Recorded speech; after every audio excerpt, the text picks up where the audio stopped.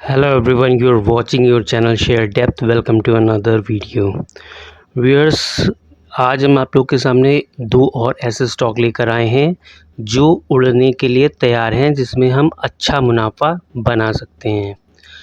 कौन सा स्टॉक है? Lux industries. छोटा सा सेशन रखेंगे जिसमें केवल दो स्टॉक्स के बारे में आप बातचीत करनी है और ये स्टॉक जो है आपको अच्छा मुनाफा कमा के दे सकते हैं। अगर आप इनको अपने पोर्टफोलियो में अपनी एनालिसिस करने के बाद रखते हैं तो आप एक अच्छा मुनाफा कमा सकते हैं।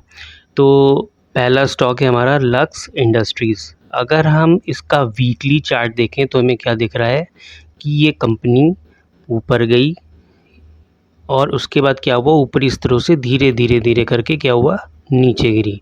अब कंपनी ने क्या किया है कि आप देख रहे हैं चार्ट जो है इसका धीरे धीरे धीरे अप ट्रेंड की ओर जा रहा है, यानी कि ऊपर की ओर जा रहा है।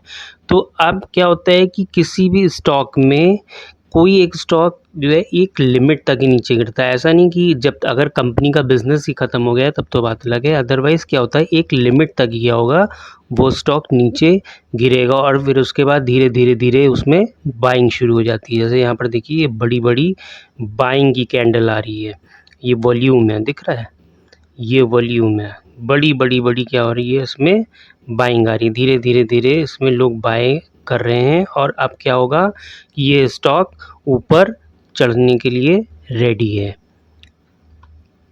अब हमें यहाँ पे क्या दिख रहा है कि स्टॉक ऊपरी इस तरह से नीचे गिरा, फिर उसने एक बेस बनाया और यहाँ पर ये एक इसने ब्रेकआउट दिया, ये इस स्तर पर इसने ब्रेकआउट दिया। वापस क्या करेगा, रीटेस्ट करने के लिए आएगा। अगर इसको थोड़ा सा और ऊपर कर लें तो यहाँ पर हम देख रहे हैं कि ये इसका एक ये इसने आपसे ब्रेकआउट दिया और वापस ये रीटेस्ट करने के लिए नीचे आ रहा है।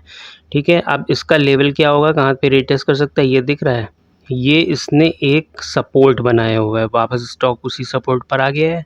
तो अब यहाँ पर क्या होगा कि मे भी हो सकता है यहाँ से कुछ और नीचे आ जाए, बट ज़्यादा नीचे नहीं आएगा। और उसके बाद क्या होगा कि ये स्टॉक यहाँ से सीधा ऊपर की ओर मूव कर जाएगा और इसका जो टारगेट होगा वो अप्रॉक्स 4,000 रुपये के आसपास हमको देखने को मिल सकता है, क्योंकि बाइंग की कैंडल बड़ी बड़ी आ रही है। यहाँ पर वॉल्यूम देख रहे हैं आप कि ज़्यादा बड़ा बड़ा वॉल्यूम आ रहा है, यानी कि इसमें कस के बाइंग हो रही है, ख़रीदारी हो रही है। दूसरा हमारा स्टॉक कौन सा है, कांची कारपुरम। कांची कारपुरम, अब इस स्टॉक में भी क्या हुआ, सेम ये स्टॉक जो है यहाँ से गिरना स्टार्ट हुआ, धीरे धीरे नीचे गिरा और एक स्तर पर गिरने के बाद क्या हुआ, कंसोलिडेट किया। कंसोलिडेट करने के बाद क्या हुआ, स्टॉक ऊपर की ओर मूव करने के लिए रेडी है। क्यों? क्योंकि धीरे धीरे धीरे इसमें क्या हो रहा है कि बाइंग है। यहाँ पर स्टॉक ये एक रेजिस्टेंस था, ये एक रेजिस्टेंस था, दिख रहा है, इसको इसने ऊपर की ओर ब्रेक किया और अब क्या कर रहा है कि वॉल्यूम के साथ ये स्टॉक ऊपर की ओर चलने के लिए रेडी है।